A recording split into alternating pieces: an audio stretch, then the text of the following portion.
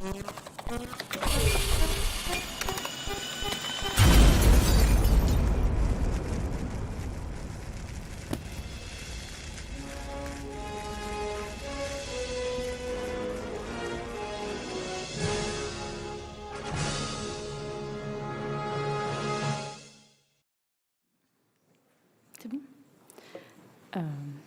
Tout le monde est là ? C'est bon ? Bonjour à toutes et à tous, merci d'être là et de zapper votre déjeuner pour venir assister à une conférence sur les carlins. Alors, je ne sais pas si certains d'entre vous connaissent cette race de chien. Non ? Moi, personnellement, je ne connaissais pas du tout, donc je suis allée dans mon moteur de recherche préféré et je suis allée taper carlin. Alors, c'est assez hallucinant la communauté que j'ai trouvée. J'ai trouvé des vidéos, des livres, des célébrités. Mais ce qui m'a le plus intéressé, c'était la SERP. Alors, on peut voir dans cette SERP qu'il y a d'un côté des résultats organiques et de l'autre le Knowledge Panel. Alors, dans les résultats organiques, je les appelle comme ça parce que ce sont des résultats sans annonce, sans pollution publicitaire. Et de l'autre, nous avons le Knowledge Panel, qui est une modélisation du Knowledge Graph de Google.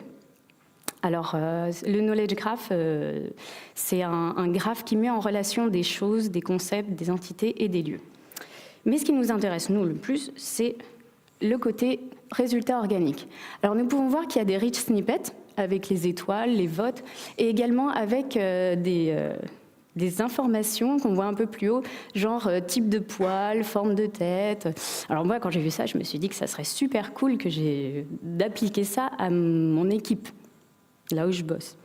Non pas que je veux décrire le type de poil qu'il y a dans ma boîte, mais je me suis dit que ça serait bien pour décrire à peu près les personnes qu'il y a dedans, etc. Eh bien, figurez-vous qu'avec Schema.org, on peut faire ça. Mais vous allez me dire, qu'est-ce que Schema.org ? Non, c'est pas grave. Je continue quand même. Alors, c'est un projet qui a été initié en 2010 par les géants du web, c'est-à-dire Google, Microsoft, Yahoo, Yandex. Et c'était à destination de mettre des données structurées dans vos pages web. Alors, c'était pour donner du sens et mettre en relation les différents éléments qu'on pouvait trouver dans vos pages HTML. Pour faire ça, on a mis en place un vocabulaire standardisé qui va être compris par le moteur de recherche. Là, vous pouvez voir que vous avez un code, un snippet, où il n'y a que du HTML. Alors, votre moteur de recherche, lui, il ne va pas comprendre le sens de ce code. Il va, à la rigueur, en tirer une priorité avec le H1. Il va se dire que c'est l'élément le plus important, 50 nuances de PUG, mais rien de plus. Tandis que si vous mettez du Schema.org, il va comprendre que ça parle d'un film, dont le nom c'est 50 nuances de PUG, dont la description est une romance romantique, machin, avec un réalisateur et un acteur, dont on peut spécifier les noms. Alors vous allez me demander, comment est-ce qu'on fait ça ? Merci. Tu suis, toi. T'es pas en pleine digestion. Alors, il y a 4 étapes. C'est hyper simple. La première, c'est que vous allez identifier le code, le snippet, parlant du même sujet. Donc vous avez là, toute cette partie-là parle du même élément, enfin du même type de sujet, c'est-à-dire un film. Vous allez ajouter le mot-clé itemscope. Ah. On ne voit pas bien. De quoi ? Ah mince. Eh bien, au moins vous voyez le mot-clé. On rajoute itemscope devant le code. On rajoute après le type de données, c'est-à-dire avec une URL canonique dont je vous dirai plus tard où est-ce qu'on le trouve, qui est le film. Et ensuite, c'est assez perturbant.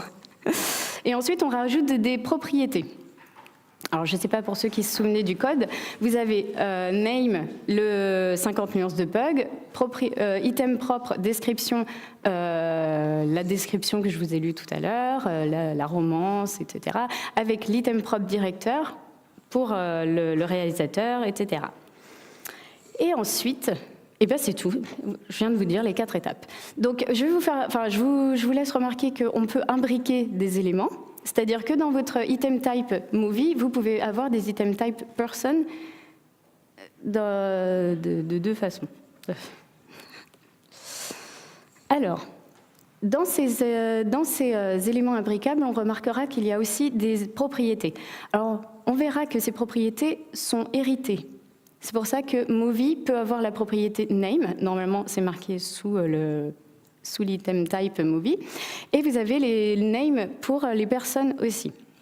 Je vais vous expliquer comment on met ça en place. Enfin, où est-ce qu'on trouve ces éléments? Parce que ce n'est pas magique. Il faut juste lire le manuel. Il faut aller sur le site de schema.org et vous avez toutes les informations. Je vous conseille d'aller sur cette page, c'est la full hiérarchie, c'est-à-dire que vous avez tous les éléments présentés, tous les types présentés sous forme de hiérarchie, et vous allez retrouver là-dedans l'ancêtre thing, qui est le type ancêtre de tous les autres éléments, et qui aura ses propres propriétés. Et dans la liste, plus loin, vous aurez movie. Alors, lorsque l'on clique sur la fiche movie, on peut voir tout en haut l'URL canonique dont je vous parlais tout à l'heure ou qu'on renseigne dans l'item type, et vous allez retrouver toutes les propriétés. C'est là que vous allez voir les propriétés héritées des autres éléments, des autres types dont il est l'enfant, dont movie est l'enfant. Là, on peut voir les propriétés de thing, l'élément chose, qui est ancêtre de tous les éléments. Alors, je vous remonte le code, mais on n'en voit pas beaucoup plus. Donc, c'était pour vous remettre sous les yeux les éléments imbriqués et le fait qu'on pouvait utiliser plusieurs fois name parce qu'il a été hérité par les différents types. Si on va plus loin dans la fiche de movie, on retrouve les différents formats dans lesquels on peut utiliser schema.org. Alors, c'est très bien fait. On a d'abord le snippet sans schema.org, c'est-à-dire le HTML pur. Et ensuite, on va avoir les 3 formats qu'on peut utiliser pour mettre en place le schema.org. Alors, vous avez déjà les microdata, ce que j'ai utilisé depuis le début. Vous avez RDFA, qui est très similaire, c'est-à-dire que, par exemple, item scope va être remplacé par vocab, item type par type of, item propre par property, etc. C'est le même principe, c'est du inline. En revanche, JSON-LD, qui est le 3e format qu'on peut utiliser, ce n'est pas du inline. On va devoir le mettre dans le head du site et du coup dupliquer le contenu pour aller le renseigner en haut. Enfin, en haut. Façon de parler. Donc ça se présente sous cette forme-là. Je vous ai mis un petit tableau récapitulatif des avantages et inconvénients des 3 formats. Et je vous ai mis quelques exemples. Alors, tout d'abord, vous avez une recette. Alors, vous avez item type, bien sûr, recette. On peut mettre comme propriété le nom, l'auteur. Vous pouvez même spécifier une image que vous retrouverez dans vos rich snippets dans votre SERP. Et vous pouvez spécifier le temps de cuisson, le temps de préparation, les ingrédients, etc. C'est très complet. Et vous aurez à peu près ce résultat-là. Alors, qu'on soit bien clair, ce n'est pas exactement la traduction du code que j'ai écrite avant. J'ai juste pris un site très connu dans ma SERP et je l'ai adapté. Alors, nous pouvons avoir, je vous présente un autre exemple qui est un événement. Alors, pareil, on peut spécifier la date de début, le nom, la localisation. On peut vraiment spécifier jusqu'au prix du billet. Donc, c'est très complet aussi. Et puis, vous avez... il manque des images. Et vous avez ce genre de traduction dans votre SERP, avec les rich snippets. Et vous voyez qu'il y a les dates, les passes, toutes les informations qui s'affichent. Alors, ce schema.org est très complet, c'est-à-dire que vous pouvez décrire des breadcrumbs, des jeux vidéo, vous pouvez même décrire des volcans. C'est très intéressant. On peut même décrire des magasins de location de vidéos. Ça fait très années 80. Et voilà. Si vous vous sentez un peu perdu, je vous ai mis quelques liens parce qu'il existe des outils. Alors vous avez la hiérarchie de Schema.org dont je vous parlais tout à l'heure. Vous avez des outils Google pour tester vos données structurées. Le premier outil Google, c'est un outil externe.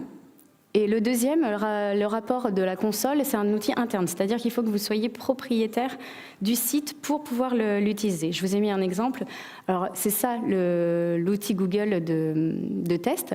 Alors, vous mettez en entrée soit une URL, soit un code, soit un snippet, et vous avez à droite le résultat de ce que Google arrive à extraire comme données structurées. Je vous ai agrandi un peu la vue. Alors, vous avez plein de warnings, mais ça, ce n'est pas grave. En soi, il va vous proposer toutes les données structurées que vous pouvez mettre, toutes les propriétés qui seraient intéressantes à remplir. Sauf que vous, si vous ne les avez pas, vous n'allez pas les remplir. Alors, avec Schema.org, on ne peut pas faire n'importe quoi. Il y a des choses bannies, interdites à faire. Alors, vous n'avez pas le droit de mettre des données structurées sur du contenu invisible de votre visiteur. Vous n'avez pas non plus le droit de mettre plusieurs descriptions de produits avec les mêmes données structurées. C'est-à-dire que si vous avez plusieurs produits sur une page, vous multipliez vos descriptions, vos données structurées. Vous mettez item scope à chaque fois, item type, etc. Vous n'avez pas le droit de mettre des données structurées sur du contenu illicite, à caractère violent, sexuel, etc. Parce que si Google s'en aperçoit, vous serez pénalisé. Vous n'allez pas être rétrogradé dans votre SERP, mais vous allez perdre le bénéfice de toutes vos données structurées. Vous allez perdre vos données enrichies dans la SERP. Et vous ne serez plus éligible à LAMP. Je sens que c'est pas encore la holla dans l'amphi. Donc si je vous disais qu'on peut faire des actions amener son visiteur à faire des actions avec Schema.org. Alors, je vais passer très vite parce que je vois que le temps est déjà écoulé. Alors, certains d'entre vous ont dû voir, alors là, on ne le voit pas, mais il y a une barre de recherche inclue dans la SERP. Alors ça, c'est grâce à Schema.org, avec le type Search Action. Ça s'utilise comme ça. Je vous laisserai regarder les slides. Il y a également d'autres actions qu'on peut faire à travers Gmail. Pour l'instant, il n'y a que Gmail. On peut faire des go-to-action, c'est-à-dire qu'on peut amener son visiteur à aller sur un site pour qu'il confirme ou qu'il complète une action. Il y a des one-click action, c'est-à-dire qu'on amène le visiteur, on reste dans Gmail ou Inbox, mais on amène le visiteur à faire des actions dans son Gmail. Pareil pour celle-là, ce sont des RSVP action, c'est un peu comme les one-click action, etc. Je vous passe les autres actions.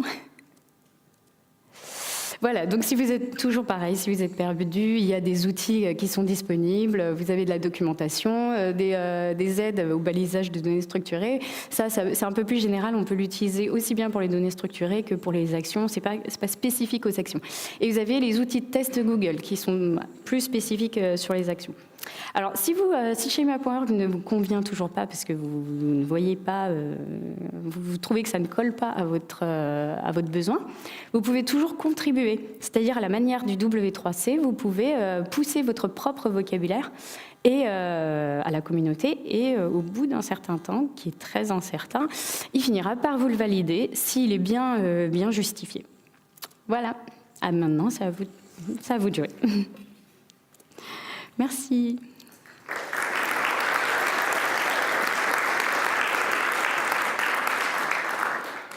Alors, je ne suis pas sûre qu'on ait le temps pour des questions. Bon, bah non.